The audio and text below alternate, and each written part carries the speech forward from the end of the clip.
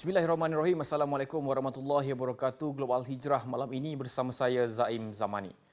Pembunuhan seorang lelaki Palestin oleh askar Israel pada siang hari di tebing barat mencetuskan kemarahan yang meluas masyarakat dunia.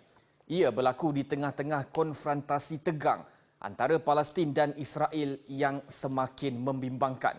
Dalam video itulah di media sosial menunjukkan mangsa Ammar Muflih 23 tahun ditembak beberapa kali sehingga rebah dan dibiarkan di tepi jalan tanpa sebarang bantuan.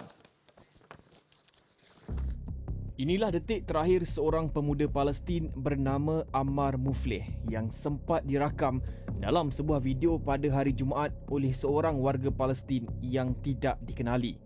Rakaman awal menunjukkan Ammar ditahan seorang askar Israel ketika dua lelaki lain cuba mempertahankannya.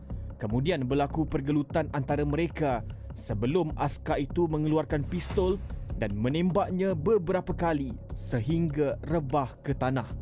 Video ini menunjukkan sejurus tembakan Ammar masih bernyawa, namun sekumpulan askar yang berada di situ menghalang sebarang bentuk bantuan diberikan. Pasukan perubatan juga dihalang untuk memberikan rawatan kecemasan kepada Ammar. Begitu kejamnya manusia bergelar Zionis. Mereka berkerumun di lokasi itu hanya untuk mengesahkan Ammar sudah meninggal dunia sebelum mengambil jenazahnya untuk dijadikan tebusan kepada waris bagi pengebumian. Kematian Ammar disahkan Kementerian Kesihatan Palestin. طالع على الحمد لله بتقول لي بدي تشوفك بقول له لا سلامتك وين رايح؟ ما رضي شغل بس لو اني رجعته لو رجعته نور عيني عمار عمار نور عيني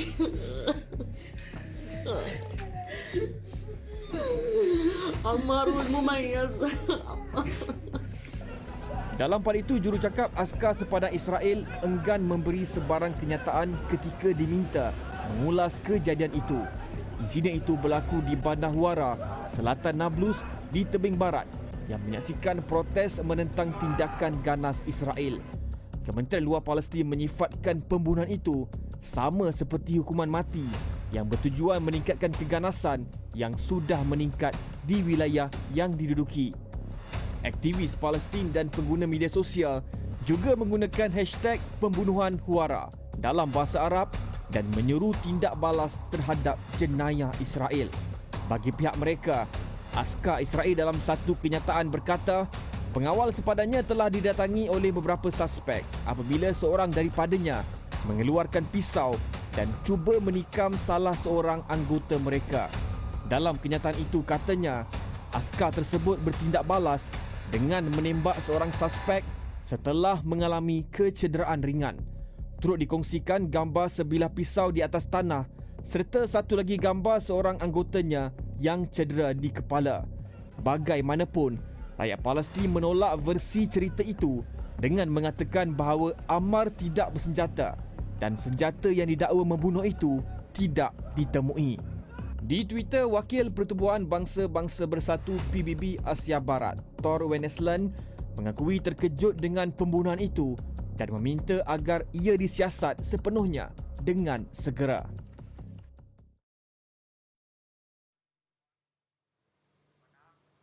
Baik, masih di Palestin, tentera udara Israel melancarkan serangan udara semalam ke arah tapak pergerakan Islam Hamas di Semenanjung Gaza selepas roket dilepaskan dari kawasan Palestin ke arah wilayah Israel.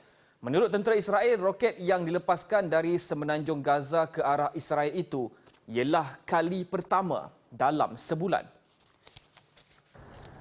Serangan itu berlaku apabila kumpulan bersenjata di Gaza, Jihad Islam, mengancam untuk membalas dendam selepas tentera Israel membunuh dua pemimpinnya di Bandar Jenin tebing barat pada Khamis. Tentera Israel dalam satu kenyataan berkata sebagai tindak balas kepada roket yang dilepaskan ke arah wilayah Israel, jet pejuang IDF disasarkan ke arah tapak pembuatan senjata milik kumpulan Hamas. Terowong buatan Hamas di selatan Semenanjung Gaza juga menjadi sasaran roket Israel. Sementara itu, sumber keselamatan di Gaza melaporkan 2 serangan mengenai tapak latihan ketenteraan di Han Yunis dan 1 lagi di kawasan tidak berpenghuni berhampiran Rafah. Bagaimanapun, menurut sumber perubatan Palestin, serangan itu tidak menyebabkan kecederaan.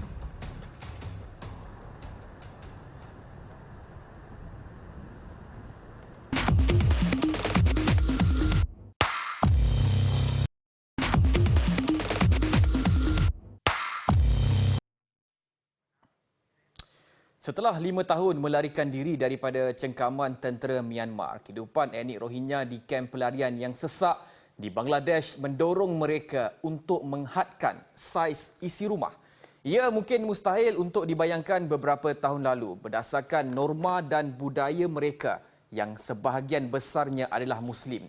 Kini kira-kira 2/3 pasangan Rohingya menggunakan beberapa bentuk kawalan kelahiran, dan ini menurut statistik oleh Agensi Pelarian Pertubuhan Bangsa-Bangsa Bersatu PBB. Kebanyakan masyarakat Rohingya masih percaya anak adalah anugerah Tuhan. Namun dengan kehidupan di kamp pelarian yang uzur dan sesak membuatkan semakin ramai daripada mereka sedar tentang kepentingan mengawal kelahiran. Salah seorang penduduk mengatakan dia percaya ketentuan Tuhan yang mengatur keperluan untuk mereka. Tetapi terperangkap di dalam kamp yang serba daif membuatkannya lebih suka untuk tidak mengheret seorang lagi zuriat dalam menghadapi kesusahan tersebut.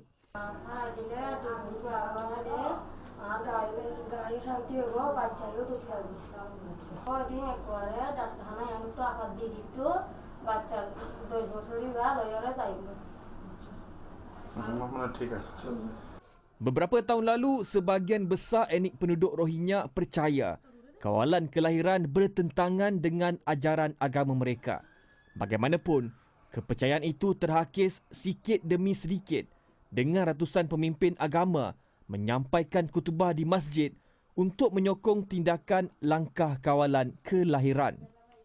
Penglibatan golongan agamawan dalam kempen kesihatan awam telah diperakui oleh petugas sukarelawan dan pihak berkuasa Bangladesh bahawa ia berjaya membawa perubahan besar dalam corak pemikiran mereka terhadap idea perancangan keluarga. Kira-kira 190,000 lawatan keluarga telah dijalankan dalam tempoh 6 bulan pertama tahun ini, melibatkan sekitar 1 juta pelarian di kamp Bangladesh, termasuk ramai wanita yang ingin menggugurkan kandungan.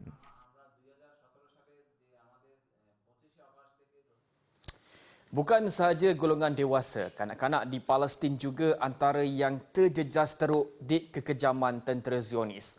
Manakan tidak, setiap hari mereka menyaksikan rakan sebaya atau ahli keluarga maut di depan mata. Lebih teruk, ada yang terpaksa melihat darah merah yang masih segar akibat anggota badan yang hancur dibom Israel. Mungkin bagi mereka perkara itu sudah lali. Tetapi hakikat sebenar, mereka terpaksa bersembunyi di sebalik stres dan trauma untuk terus cekal berjuang.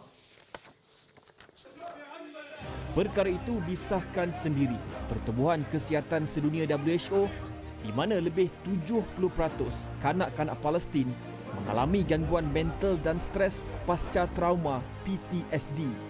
Mimpi buruk itu seperti tiada noktah buat mereka yang dibedil hampir setiap hari. Tiada tempat untuk berlindung, apatah lagi tempat untuk mengadu. Semua kepahitan hanya mampu ditelan sendiri. Prihatin dengan nasib kanak-kanak di sana, Aman Palestin membina sebuah hospital khas untuk kanak-kanak yang mengalami masalah tersebut dengan memberi rawatan sewajarnya agar mereka dapat pulih untuk meneruskan kehidupan seperti kanak-kanak di negara lain. Jadi hospital ini adalah hospital mental. Kita bukan menidakkan kepentingan hospital awam, tapi masalah keruncingan masalah mental itu sendiri kita dapat lihat sebagai satu masalah yang sangat besar dan masalah jangka masa panjang, di mana kanak-kanak ini adalah generasi penyambung bagi menjadi frontliner ataupun orang yang akan mempertahankan negara Palestin itu sendiri. Jadi mereka ingin memusnahkan ataupun memberi stres ataupun memberi trauma kepada generasi-generasi baru ini. Jadi kita dapat lihat itu masalah utama dan kita cuba untuk membina hospital mental ini ataupun hospital psikiatrik ini yang dinamakan Hospital Aman Palestin. Jelasnya lagi, selain untuk kebajikan kanak-kanak di sana, penubuhan hospital tersebut juga bagi mencipta peluang pekerjaan kepada pelajar perubatan di sana untuk kembali menabur bakti kepada anak bangsa. Ia sedikit sebanyak dapat memulihkan ekonomi dan membolehkan rakyatnya bekerja di negara sendiri tanpa sebarang halangan oleh rejim Zionis. Tambahnya lagi, inisiatif itu dibawakan Aman Palestin untuk membantu kerajaan Palestin kerana setiap kali bangunan dibina, acap kali dimusnahkan tentera Israel meskipun ia hanyalah sebuah hospital. Hospital Aman Palestin kini dalam proses pembinaan dan memerlukan lagi dana bagi merealisasikan impian tersebut. Orang ramai yang ingin turut terlibat dalam memulihkan semangat kanak-kanak Palestin boleh menyumbang di nombor akaun bank atau mengimbas kod QR seperti yang tertera.